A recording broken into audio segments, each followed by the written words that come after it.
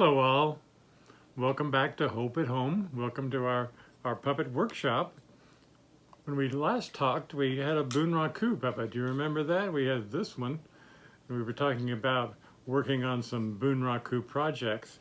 This has been a very busy week for Charlie and me because we've not only been doing Hope at Home, we've been doing a distance learning workshop teaching children how to make these Bunraku puppets. And Charlie and I are going to show you a little bit later. He's going to come back here with me, and we're going to show you how these puppets work because it takes more than one person to work a Bunraku puppet. The reason we wanted to show these to you today is because we're going to start a series of examinations of the heart, what the heart does in our lives, how people follow their hearts, how their heart shows them the right way. And the people who work these Bunraku puppets certainly follow their hearts. They work very, very hard. They rehearse for many, many years, and it's a very, very difficult way to work a puppet, but their hearts tell them that's what to do, and that's the right thing to do. And speaking of hearts, I was talking to Leepen Lizard earlier. You remember him? He had some questions about what the Bible says about the heart, because the Bible says a lot about the heart.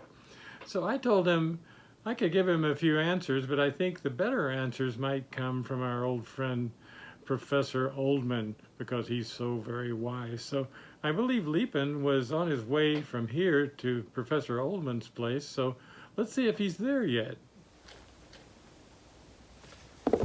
Hey, Professor! I've been reading some more of that Bible stuff you always talk about. Pretty good stuff. But there's still a lot I just don't get. Well, what parts are we talking about, Leepen? Well, the stuff about the heart. You know, following your heart, knowing what's okay, and what's creepy in your heart. I read that, and it says to myself, hoppin', horny toads, don't they know the heart is just a blood pump? Even lizards know that. I see. Well, I'm sure I've mentioned that there are a lot of symbols in the Bible. Oh, yeah, symbols galore. More symbols than a symphony orchestra. And the writers use the heart as a symbol too. No surprises so far. Well, when the Bible writers were writing and talking about the heart, they were not talking about the organ that pumps the blood. They were talking about the heart being the center of how we really feel about things. But my lizard brain clues me in on that feeling stuff. Well, your heart clues you in as well. Please elucidate, Professor.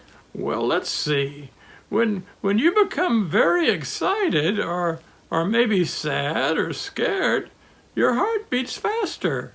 And that reminds you of how you really feel. You can say something like I'm not lying, but when your heart starts beating faster, it reminds you that you really are. So you're saying the heart is like a built-in lie detector? That's a good way to put it, but that's just one small part of it. Oh, yeah, I'm sure you got a million of them. Well, let's think of an example. Matthew was one of Jesus' followers and friends. He wrote one of the Gospels. It was called the Gospel of Matthew. That's logical. Well, Matthew said a lot about the heart. He said that some people say they honor God with their words, but they really don't show it in their actions. He wrote that their hearts were far from God. Far be it from me to disagree. Well, Matthew told us that Jesus talked about being clean of heart when he said, it's not about the food that goes in our mouths being our problem. It's about some of the words that come out of our mouths that are the problem. Words can hurt a lot of people, and they can hurt the one that says them too. So you're saying that if we're not right in the heart, we could hoit some feelings? Jumping protocol, Professor. Even lizards know how to be polite. Well, then your hearts must be in the right place. Yeah, my old ticker's right here, under this sweater. My mother made it. Oh, your mother made that sweater? She must have a good heart. Yeah, regular heart of gold. She loves blue and yellow stripes, too. But it's gonna break her heart if I'm late for dinner again. Hey, Professor, thanks for the lecture. But it's time for me to take my heart and beat it. So long. Well, so long, Leepen. That Leepen lizard, he has such a heart for knowledge. So welcome to our workshop. All around us you see the puppets that we built over the years, and we're going to show you how we're building another puppet called a Bunraku, which is the Japanese form of a dramatic theater presentation that's usually done with live people, except Bunraku is done with puppets. And we'll show you exactly what they look like. We're going to show you two different styles, this sort of head or that sort of head. And we'll show you with this one how a Bunraku puppet works. So Bunraku, I'm going to set this one down, and we're going to demonstrate with this other one here. So Bunraku is usually performed or operated with 3 different people working one puppet, and they're a little bit bigger usually. We're doing a small version. Yes, and this puppet, I'll be working the head and this arm. And I'm working this arm. And then we would normally have a third puppeteer working the feet.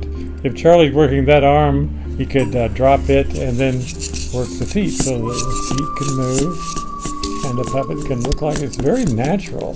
So you can see we have our princess, and the princess is very delicate. She moves slowly and gracefully, and I have to put one arm down here to operate both the legs, but you can see she can walk with another operator like that. She'll back up here to get back into the shot, and that's how she works, like that. And we'll show you how the warrior works. Are you ready for that? Okay. So I'll set her down aside here. Very good. And the warrior, of course, would do very quick sort of martial arts sort of moves, and his legs are going to be very important. So it works like that. So I can imagine him jumping in and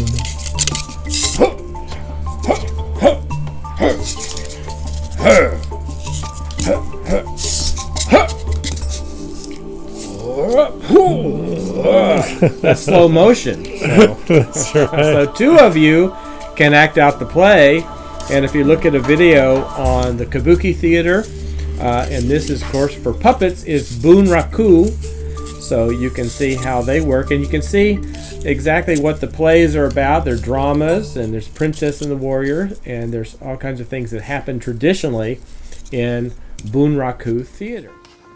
A little bit slower, Maxie. It's just, remember, she is the female character, and she's a little bit more graceful, and there you go. You're working it very well. You'll make a great puppeteer someday.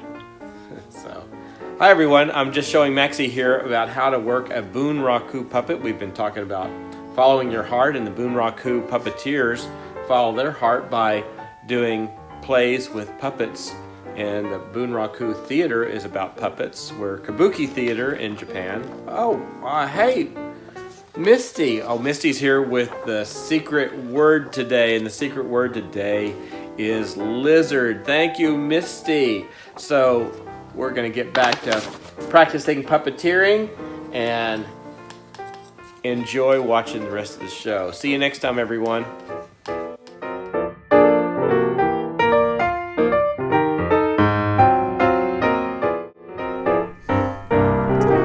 Well, I learned a lot about the heart today, didn't you?